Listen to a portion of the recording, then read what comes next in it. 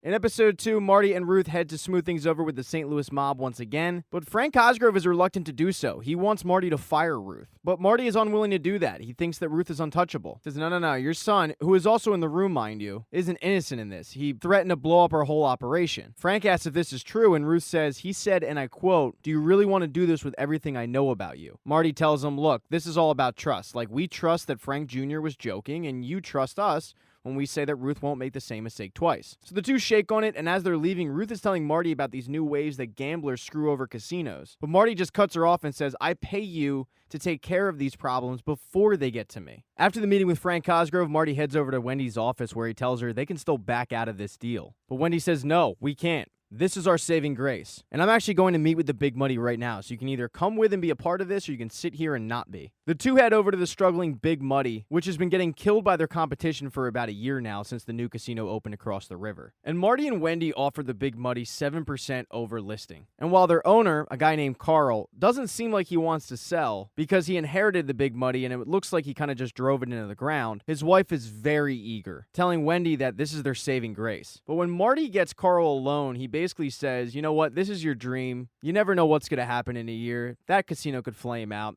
I think you should keep it. And as they're driving home, they get word that the Big Muddy will not sell, which comes as a complete shock to Wendy. She immediately thinks something's fishy and asks, what did you and Carl talk about? He says, just business with your wife. But she doesn't buy it. And Wendy really wanted to get this deal closed before Helen arrived. She heads over to the rental property that she found for Helen and her kids, although she had to bring her son back to Chicago after their dad sent out an Amber Alert. Because Helen has custody of the kids for the summer, but that starts in 2 days. And Helen's ex-husband wants their son to play sports in the summer, so he strong-arms her into bringing him back. So now it's just Helen and her teenage daughter. But as Wendy is telling Helen about what happened with the Big Muddy, they both find it weird because there's no competing offer. Helen reassures her that she'll be able to get more money from the cartel and they'll be able to close this deal. That night, though, at the casino, Ruth is looking at surveillance and she notices one guy in particular who hasn't placed a bet. And Ruth goes out to greet him in only the way that Ruth could and basically tries to kick him out, but he says, hold on, I know the owners. When Ruth goes to call the Birds, he says, hold on. I don't want to wake them up. I'm actually Wendy Bird's brother. And he's got a bunch of free time because he was a substitute teacher, but he recently got fired after a salacious text message photo started circulating throughout the class, and when he saw it, he lost his cool. He took all the kids' cell phones, threw them in a wood chipper, and then beat the shit out of the gardener. And Wendy isn't too thrilled to see her brother. She has no idea what he's doing there. She likes a little bit of notice when he shows up,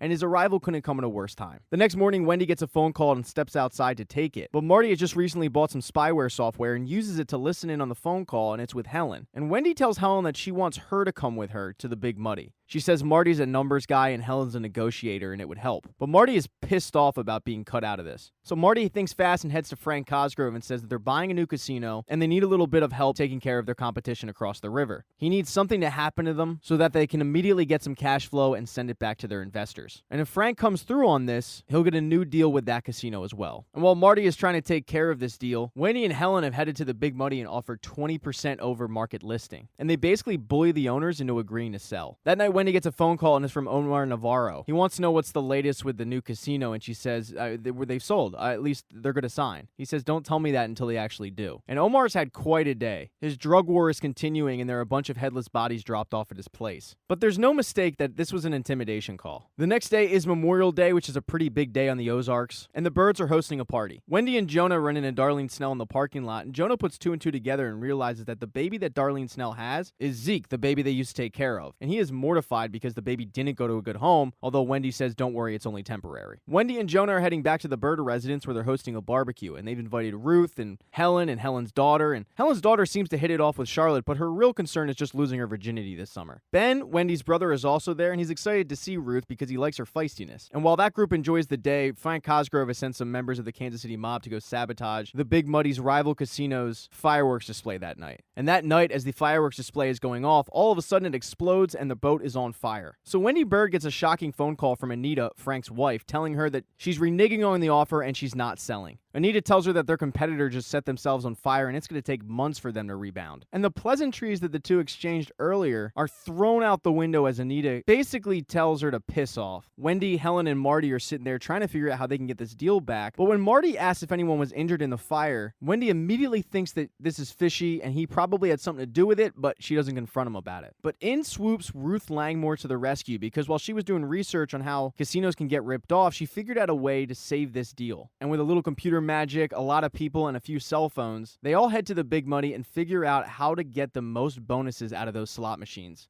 And that tactic to bleed the Big Money dry works, as they reluctantly agree to sell the casino to the Birds. So the Birds are now proud owners of 2 casinos, but as soon as they bought that second casino, Agent Evans swoops in with a warrant to do an audit of Marty Bird. So the Birds now have an unwanted business partner in the FBI for at least a month. Thank you so much for watching this recap of Ozark, not Ozarks. People get really upset when you put the S on it. If you don't see the next video up in the corner there on the end screen, don't worry, it'll be up shortly. Please consider subscribing to this channel, liking this video, and there's a share button for a reason.